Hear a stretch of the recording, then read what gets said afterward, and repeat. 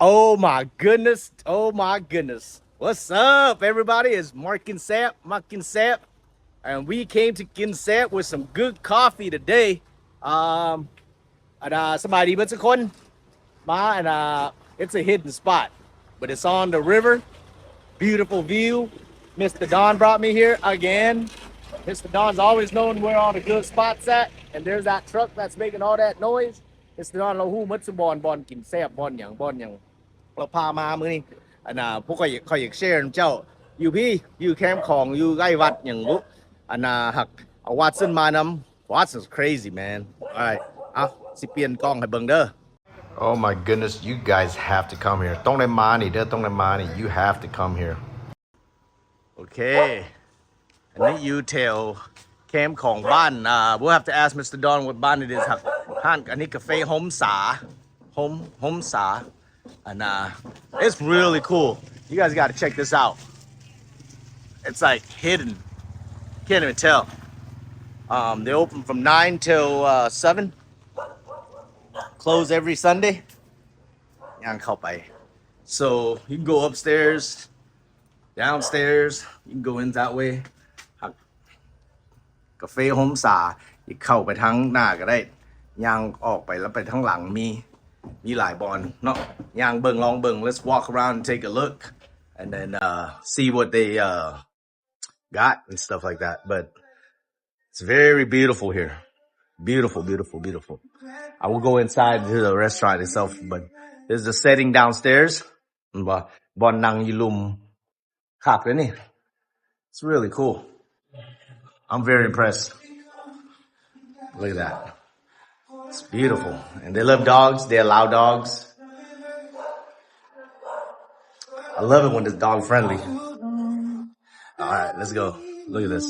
So if you want to sit out here while people are walking, คักเลยนี่เห็นป่ะออกมานั่งแบบนี้ก็ได้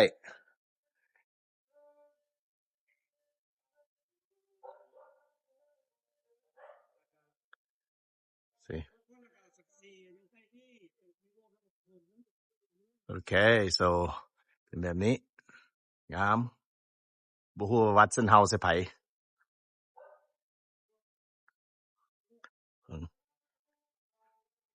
Okay, ย่างเข้าไปคืน Now let's go check out the inside interior where the coffee shop is actually at. Wow. This is beautiful. งามนี่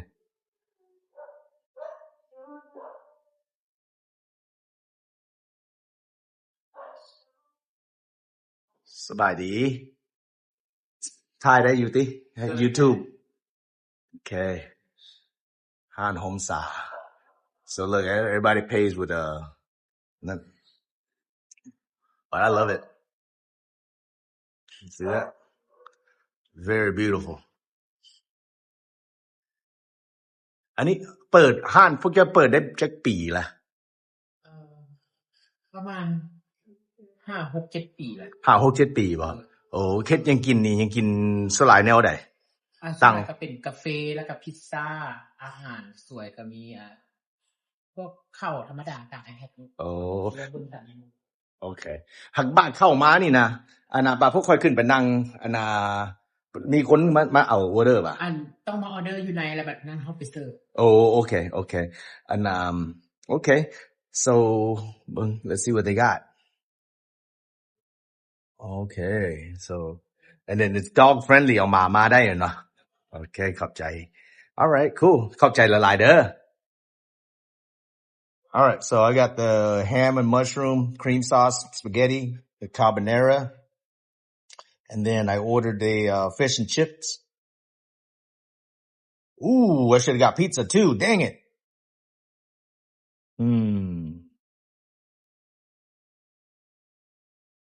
Oh, they got salad. What? Okay, my turn out. Maybe he wants pizza. I don't know. Pizza เจ้านี่นะบัดเฮ็ดน่ะทั้งลุมมันกรอบบ่โอ้บ่กรอบมันบ่โอ้โอเคขอบใจ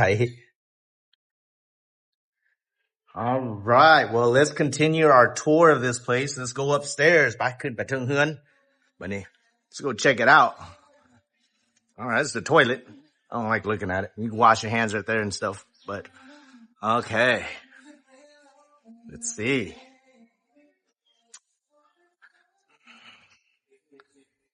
What the heck? What are you doing over there, Watson? Wow, look at that. That's beautiful. Look at this view. How can you? Oh my goodness.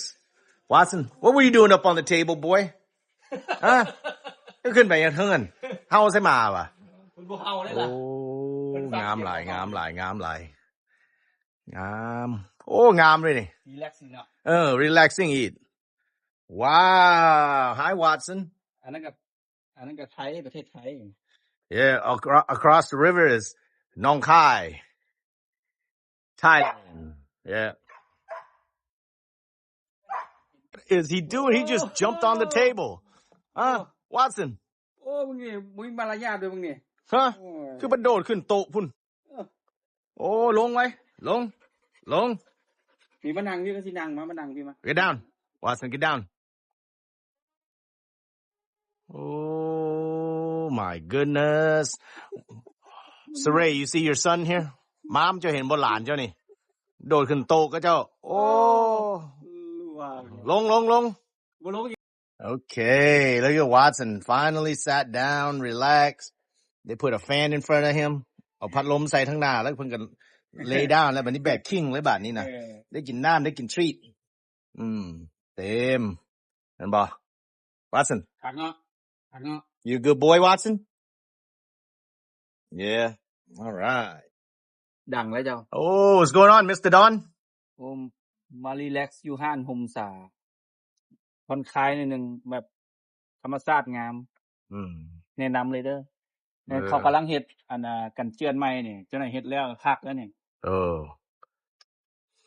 แล้วว่ากินแซ่บพิซซ่าก็แซ่บบ่พิซซ่าโอเคบ่โอเคเคยมากิน2เทื่อโอเคเลยand they accept dogs so it's awesome they have 5 of themselves มี5ตัวแล้วโอเนอร์มี5ตัวเองนะยกเป็นอะไรกาแฟแซ่บบ่บอกกาแฟแซ่บให้กาแฟแซ่บ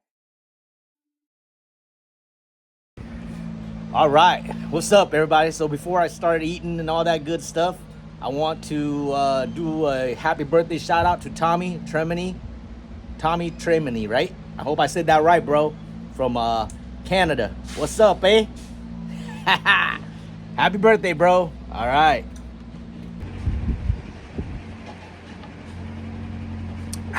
Oh man. Hey, Arrow invited us to go eat kapun nam pa after I guess they're cooking it right now. So maybe I'm going to have to stop by there, take Watson on a long road trip. But I do got to go work out.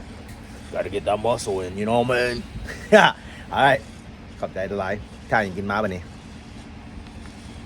โอ้คนลาวเขาเคยเห็นบ่ต้นยิ้วละมากมันเอาไปยิงกระโพกอันนี้เคยยิงเคยยิงกระโพกอยู่ลูกมันน่ะโอ้ต้นยิ้วพวกเจ้าจือว่าผู้ใดโอ้มาละยังกินมาแล้วขอบใจเด้อเจ้าซื้อหยังเจ้าสมภูโอเคขอบใจเด้อสมภูดิวะ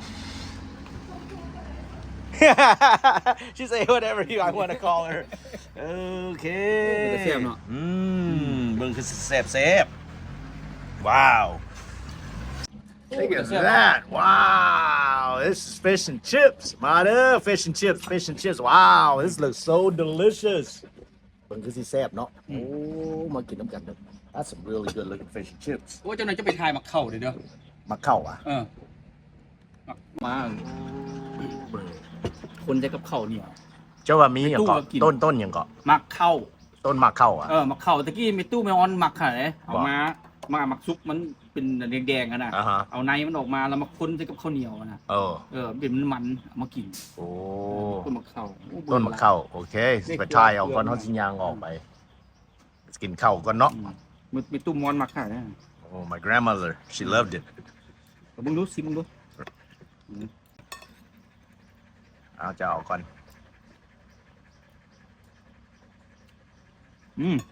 แล้วได้โอเค แซ่บบ่ มันบ่มีหมกเผ็ดซื่อๆเนาะ บ่เป็นหยังโอ้ข่อยอยากลองกับป่านี่ก่อนเลย Let's try this fish and chips first. Right? Look at that dipping sauce.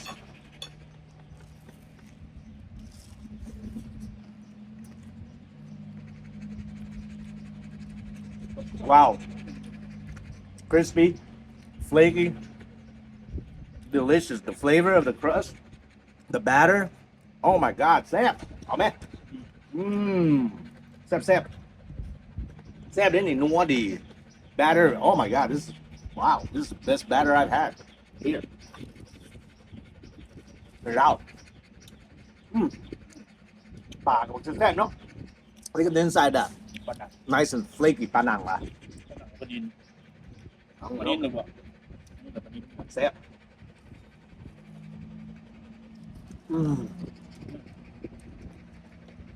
Every bite is juicy. The dipping sauce is creamy. The crust, crunchy and savory. And the flavor is just amazing out of this world. Oh, Sam, come on. Oh, boy. Boy, look at it. Oh my God. So good. All right. Let's try this ham spaghetti with bacon and mushroom. Wow. Look at the cream on it. My wife, she makes bomb Alfredo.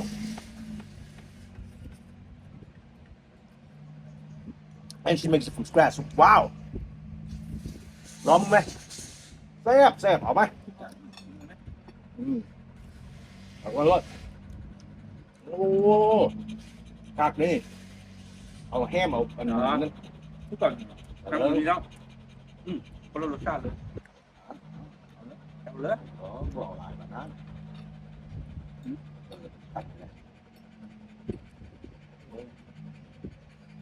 Let me try Mr. Don's.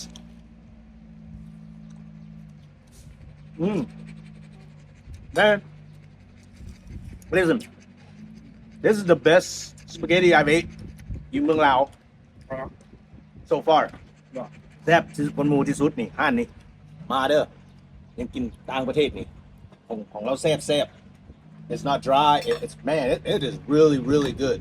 มันอาจต้องมา try พิซซ่าเนาะ That one at Airtime, how about Air Bites? That place was delicious too. But this is a different type, but it's delicious.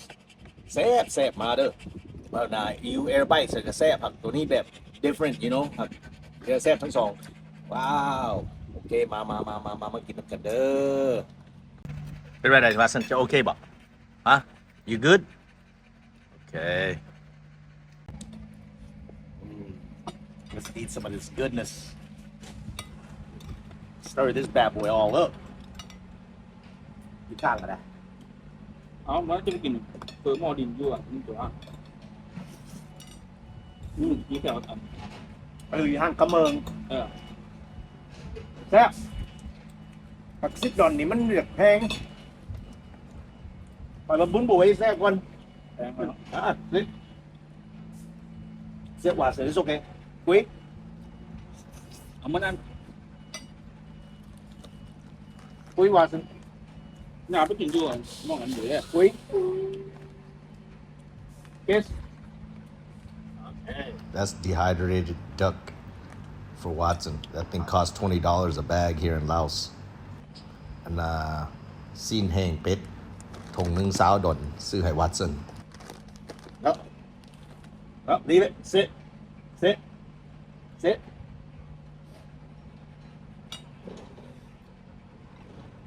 Phải là phở ơi lẹ. Thật phở ơi lẹ, phở Lao xếp.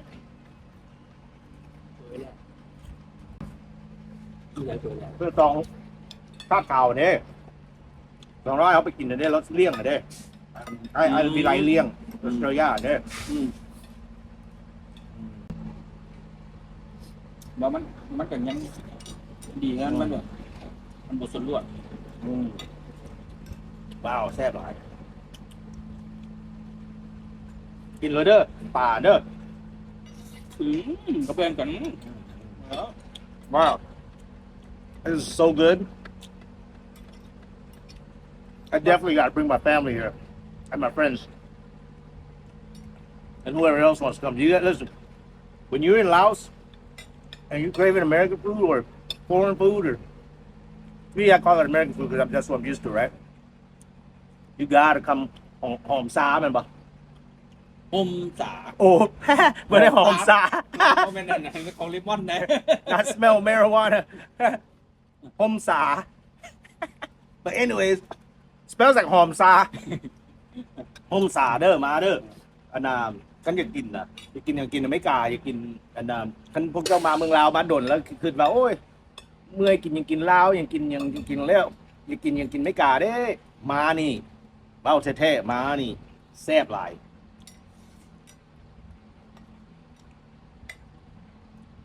แล้ววิวก็งามกาแฟก็อร่อย มาเด้อ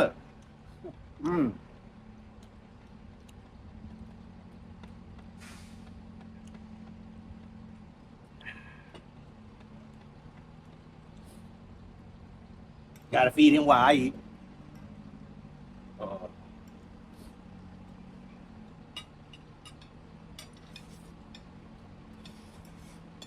โอ้ดินแถวนี้สิแพงอีกแล้ว มันซีแล้วมันต้องแพงแล้วแต่ ช่วงหนึงอะคนมาซื้อยากซื้อแต้มคนหลายพวกต่างประเทศนะไปมาซื้อนี่เป็นแม่นเลือดเอาช่วงโควิดเนี่ยมันดรอปลงแล้วเขาจะก็ขายออกเพราะงั้นถือที่กลับมาแพงครับ มิสเตอร์ดอนแล้วว่าละเรื่องดินยูเทลอันนานี่ออกไปทางโบโอทางบ้านหอมเมียงนี่ก่อนสิไปฮอนมีแคมของดิบลงไปยาวๆดินนี่สิแพงหลายแต่มีโอกาสเอาเงินมาซื้อเดี๋ยวยามนี่มาเด้อมาไวๆเด้อส่งมาให้ข่อยสิซื้อให้แล้วข่อยสิอยู่ให้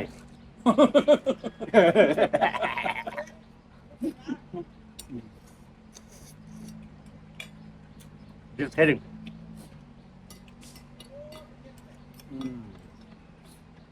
แม่แซ่บหลายแล้วก็ the portion พอดีเลยเนาะให้ซ้ำพอดีเลยเนาะบ่ให้หลายบ่ให้น้อย เป็นเส้นเราเป็นเส้นแต่เนาะเราเป็นเส้นพาสต้านะ แม่นแซ่บดี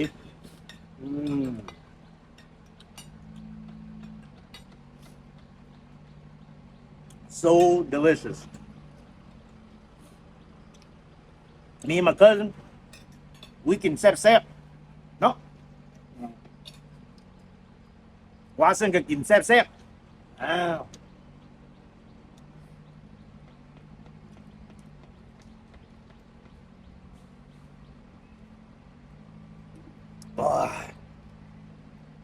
อิ่ม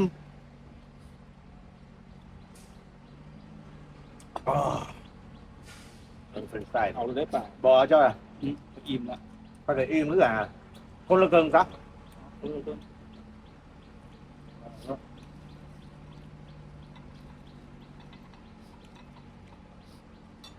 เจ้าตอนตุ้ยคอยตอนจอย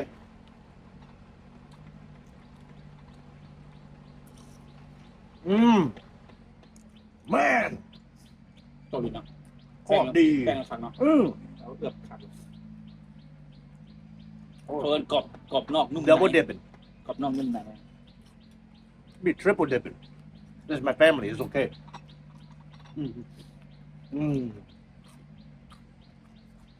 ว้าวแซ่บ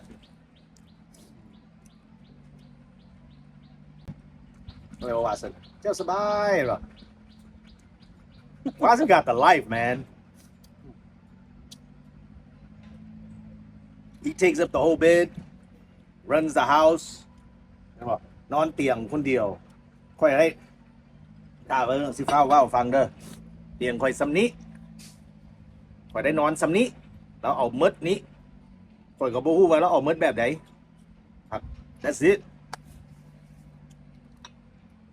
บางเทื่อก็โต๊ดให้ดมมีดโอ้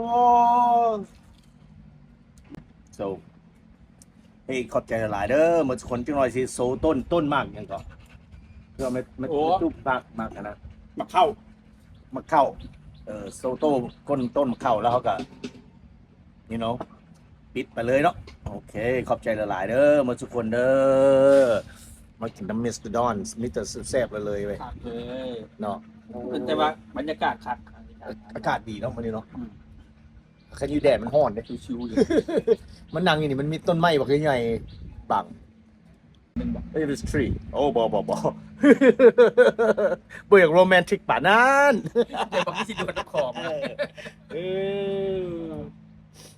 alright เห็นน้ำมันบ่ลอยติ บ่มันบ่มาเข้าขอยพาไปเล่นทะเลเลย เนาะ ขอยพาไปเล่นแล้วค่อยดึกใส่ทะเลมันใจให้ค่อยเลออกมามันก็ดิด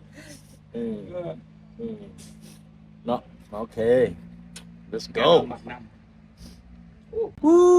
แซ่บหลายเนาะ ำแอน อร่อยห้านนี้ yeah thank you ขอบใจหลายๆโอ้ห้านหอมหมสาใส่ต้นใส่ เข้าในเครื่องเข้าเนี่ยนี่หลังคานี่หมากมันอยู่ โอ้ นี่ได้หมากมันอยู่ เบิ่งเด้อ นี่ดิ Wow. เห็นบ่ My grandmother love eating that. You mix it with rice. น่ะปนกับข้าวแม่นบ่บ้านหุงข้าวอ่ะ เอาไปคนกับข้าวเหนียว โอ้คนใส่ข้าวเหนียวโอ้ See, that's why I love Mr. Don. He knows all the history and the things of fruits and all kinds of stuff. Very knowledgeable. เห็นบ่ Mr. Don เราฮู้เรื่องหมากมอกหมากไหม้เรื่องเมืองหลอกเมืองลาวเรื่องฮู้หมด you know สบายแล้วฮะโอเคครับมากกินแซ่บ and ห้านนี้แซ่บมาเด้อมากินน้ำกันคันมาน่ะ if you want some of that good foreign food this is the spot that fish and chips this is the spot oh my god so delicious all right มากินแซ่บขอบใจหลายๆเด้อมากินน้ำกันโอเคสาธุ เอ้ยงามอีก